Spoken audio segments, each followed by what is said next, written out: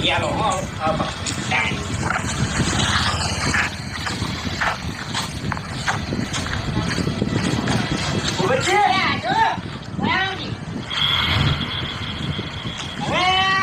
મારે શું કરવું? તમે હોટલમાં જઈને ખાઈ રહ્યા કે હું આવું ખાવડા?